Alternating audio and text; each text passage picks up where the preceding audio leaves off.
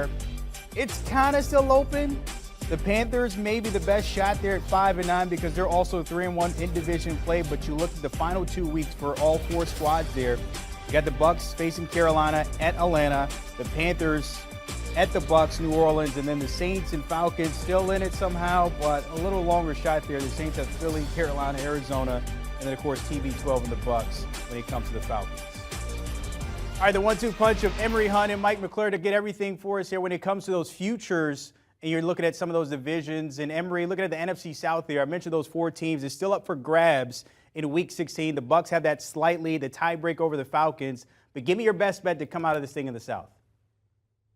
It's tough, man, because all offseason, all spring, all earlier in the year, I was all over the Saints, right? And to see it just, collapse like it has under Dennis Allen. So I still am going to lean Bucs because I like their defense. I like their quarterback and weapons. I can't trust Sam Darnold in that Panthers offense. They couldn't run the ball yesterday against the Steelers. That's a sign of things to come. I think teams will force Sam Darnold to make plays consistently, and you can't trust the rookie in Atlanta. And I already mentioned you can't trust the Saints. So the most trustworthy team is the Buccaneers. So I'm going with those guys to win this division.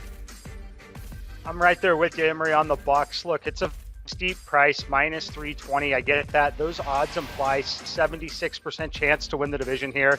In the simulations, though, we've got this number still up to 79%, meaning this number should be at least minus 375. They get a nice little break here. They get to face the Cardinals. Yes, it's on the road, but the team is not at full strength. Obviously, Kyler Murray out. Not a lot to play for the team there. Meanwhile, Carolina, they're home underdogs to Detroit next week. This number is one that even after this week, it's probably going to be locked up. So I like the Bucs. It's a steep price, but there is still some value left at the minus 320. Easy to roll with the GOAT there with Tom Brady and the Bucs there at 6-8. We go to the AFC South. There is no GOAT, and there is no clear favorite as it stands right now. The Titans holding on to the lead at 7-7, but they've now lost 4 straight. The Jags on the heels of their latest W, 6-8 after they beat the Cowboys. Mike, who you got in this one? I got to roll with the Jags here, plus 125. I like the value on it. Look, the implied odds on this one, 44%. Simulation number makes it closer to 50% at 48%, meaning we're getting pretty good value here, thanks to the Titans. The Titans, it's kind of the same story most years, right? They run into a ton of injury concerns. They've now dropped 4 in a row. They're going to have a final week meeting on the road in Jacksonville, a game where the Jags will be favored to win. Because they're going to be favored to win in that individual game, they should not be underdogs here in this current market at plus 125. So I got to take the Jags to get it done. I just want somebody to trust me and have confidence in me the way Mike Vrabel had in Ryan Tannehill on a gimpy ankle against the Chargers. Put Malik Willis in. You need to be able to move in today's game, and that's why I like the Jags as well, Mike. I feel like when you look at the Jaguars, I love seeing young football teams grow up as the season goes on. This is a young football team that was stacked with talent preseason. You look at the roster, they're 3 deep was outstanding. So I like the fact that they're getting better and they're finding ways to win games. Their defense is opportunistic. Offensively, they can beat you with the run game. They can beat you with the deep passing game. And I think that game against Tennessee at the end of the season will be for the right to go to the playoffs, because I feel like they'll lose. Both teams will lose one in between this 3-game stretch. So that'll make that game at the end of the season worth all the marbles, and I like the Jags to go ahead on and win it. That looked like the coming out game there for Trevor Lawrence and the Jags here, beating the Cowboys. First time we see that in a while. AFC North, by the way, the Bengals rolling on all cylinders. Look like the team that went to the Super Bowl as of lately, now 10-4. 3rd seed in the playoffs here, Mike. They've won 6 in a row. Meanwhile, the Ravens, they're still there, but they've hit rock bottom without Lamar Jackson. Is this all Bengals, or can the Ravens kind of come back later half of the league here? I'm going to go with the Ravens here. I'm going to take the shot on them at plus 160. I think there's a little value in this number. I'm going to give you the implied odds again here in this one. It's 38% is what this number implies.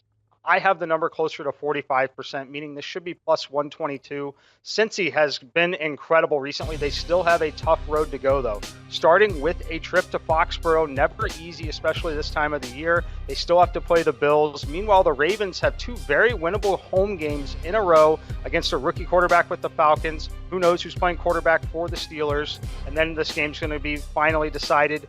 And the division's going to be finally decided in Cincy in that final game. Lamar should be back in that one. That line will be close to a pick 'em in that one because of that. I have the number on this closer to plus 122. Got to take the plus 160 here.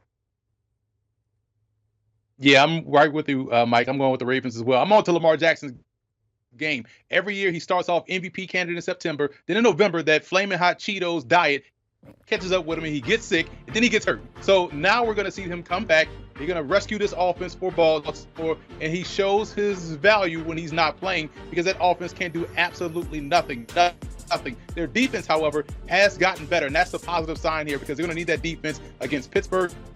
They're going to need that defense, in my opinion, against the Bengals, whom they beat already this season. I think Lamar Jackson comes back, like Mike said, for that game and helps them get into the playoffs and win the division. So I like the Ravens to capture the AFC North. Mike and Emory, as always, breaking it down the closer we get to the end of the season. We'll see how that pans out in all those divisions there. Hey, don't forget, Sportsline live betting. You can get it done with the fellas on here per usual. 8 p.m. Monday through Fridays, then the weekends a little bit earlier, 1:30 and 2 o'clock on Sundays. Getting all the action. The guys always give me those plays, the money lines, the overs, the unders. You want it. That's where you get the dollars. It all makes sense. Do you want a sports network that delivers everything that matters about the game? The highlights, the picks, the instant analysis. No yelling, no fake debates, no politics. Hit the subscribe button and never miss a moment.